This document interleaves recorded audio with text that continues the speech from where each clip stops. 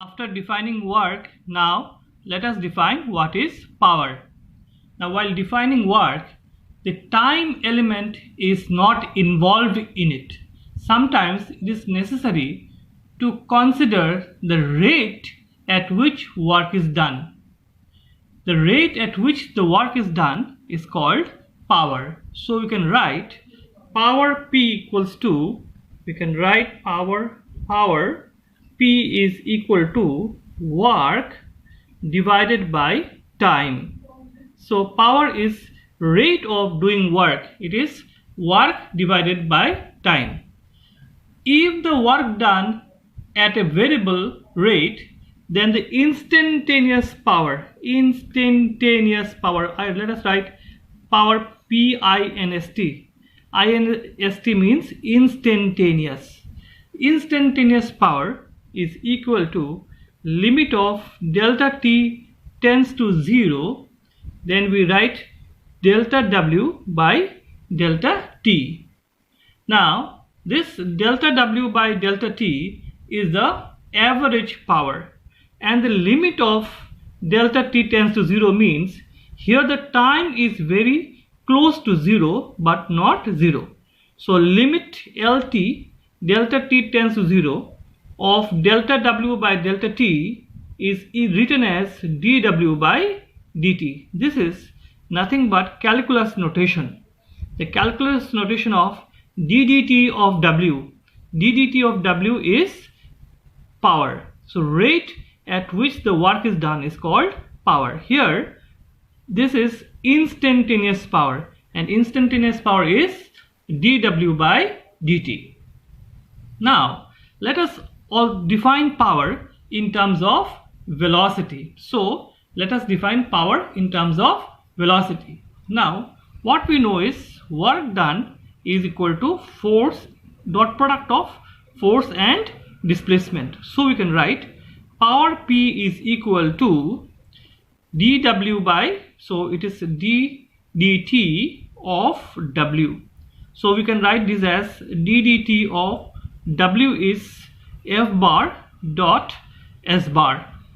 So we can write P is equal to, we can take F outside if F is constant, and we can write it as ddt of S bar. So here is the dot product. So what is ds by dt? ds by dt is your velocity.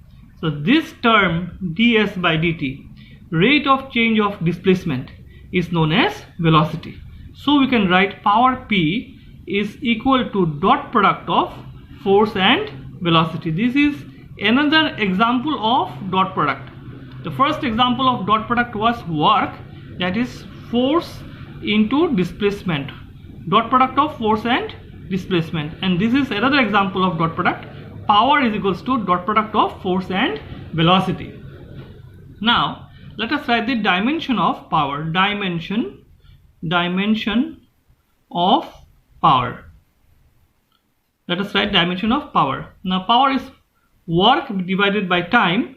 So work divided by time. So what is the dimension of work? M1, then L squared T minus 2 divided by time is, here it is T again. So we can write dimension as M1 L squared and T minus 3. So this is the dimension of power. Now what is the unit of power? The first unit of power, that is CGS unit of power, is arcs per second. Arcs per second. So this is the CGS unit of power. So work is in arcs and time is in seconds. So arcs per second is the CGS unit of power. Now what is SI unit of power? SI unit of power is, the SI unit of power is joules per second, and joules per second is also known as watt. So power is also expressed in terms of watt, and we can say that 1 watt is equal to 1 joule per second. So 1 watt equals to 1 joule per second. Another unit of power, that is FPS unit. FPS unit, foot pound second. The FPS unit of power is 1 horsepower. So 1 HP means horsepower, and 1 horsepower is equal to 746 watt. That means a machine which performs 746 joules of work in 1 second, then the power is 1 horsepower. Let me repeat, a machine which performs 746 joules of work in 1 second, we call it as 1 horsepower. So 1 horsepower is equal to 746 watt or 746 joules per second. So this is all about power. Now let us define energy. Now what we know is energy is the ability of a body to do some work, or it is the capacity for doing work. The unit of energy is same as that of work. Now every body has energy. Let me give you one example. A speedy bullet, is able to penetrate a block of wood doing work against friction. Now what you do is, if you fire, this is a block, and if you fire a bullet, now this bullet will penetrate into the block. So while it enters the block, it has friction. While it passes into the block, it has friction which is opposing the motion of the bullet. So this bullet has to get inside the block against the force of friction. So this bullet must have some energy. Now, so there are lots of examples of energy. So what we have is, there are many types of energy. So what are the main types of energy? Actually there are 7 types of energy. So let us name these 7 types of energy. Number 1, mechanical energy. Mechanical energy. Number 2, say sound energy. Number 3, light energy. Number 4, electrical energy.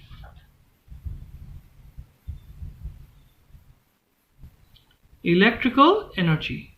Number 5, chemical energy. Number 6, magnetic energy.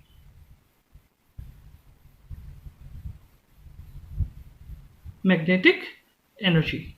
So there are lots of different types of energy. Mechanical energy, sound energy, you know, we all speak and we produce sound energy. Now light energy. Light energy is the light that moves from one place to another. So it is having, so when light moves, actually it carries energy with it. Electrical energy, you know, charge always carries energy with it when it moves from one place to another. Chemical energy, all nuclear energy and all the reactive energies, these are all inside chemical energy. Then we have magnetic energy. All of you know, we'll discuss magnetic energy in later of classes. So these are the main basic types of energies. Now mechanical energy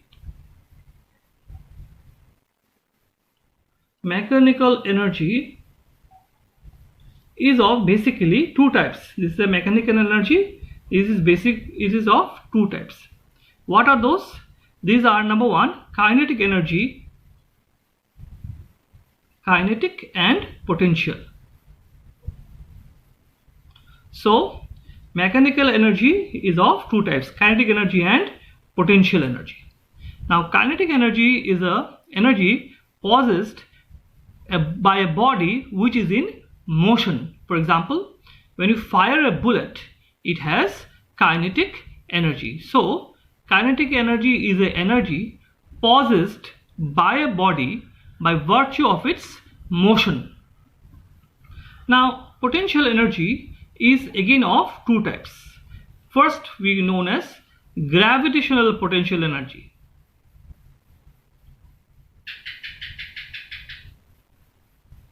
Gravitational energy, and number two, elastic energy. So gravitational and elastic. So potential energy is of two types, gravitational energy and elastic energy. Now let me explain you gravitational energy. Now if you throw a ball vertically upwards, this ball will have gravitational potential energy, and the gravitational potential energy is your m into g into h. So when you throw a ball, mass of the ball is constant, g may be constant, but as the height increases, potential energy of the ball increases. So these are all gravitational potential energy. So when you throw a ball, the potential energy increases, and when it comes down, the potential energy decreases. What is elastic potential energy? Elastic potential energy can be realized in a spring. So this is a spring. Now if you pull a spring in the forward direction, what happens? The spring elongates. The spring elongates by distance say x. So when the spring elongates, it stores potential energy in the string. So we'll show that now, and later on classes we'll prove that potential energy is half of k into x squared. So that is the potential energy stored in the spring. So if you pull a spring, the potential energy, the spring elongates and the potential energy is stored in the spring. So if you compress a spring, similarly things happens. Suppose you have a spring, this is a spring, and you compress the spring by a force F. If you compress the spring, then the displacement is say x. So what is the potential energy? The potential energy here, it is half of k into x squared. So this amount of energy is stored in the spring. So when you compress it, the spring becomes small by distance say x. If you leave it, the spring will jump forward. The spring jumps forward because the potential energy that was stored in the spring will get released. Similarly, if you take a ball and you pull it upwards or you throw it upwards, the potential energy first of all increases, and then when the ball falls down, the potential energy gradually decreases. So the potential energy increases with height and the potential energy decreases with a height again. So with the decrease in height, the potential energy decreases. So there are two types of potential energy, gravitational potential energy and elastic potential energy. So we will be discussing about kinetic energy. Expression for kinetic energy, we have expression of kinetic energy is half of mv squared, that you may have derived in school, but in here we'll use calculus to derive the kinetic energy, gravitational potential energy as well as elastic potential energy. So in the next class, be prepared with calculus. So we will be using calculus to derive all this expression. So I'm sure you have learned calculus which has been taught by other teachers. So for now we have discussed work, then we have discussed work, then we have discussed power, and then we have discussed energy. So this work, power and energy, these are definitions we have discussed, and now we will derive examples in next few classes. Thank you.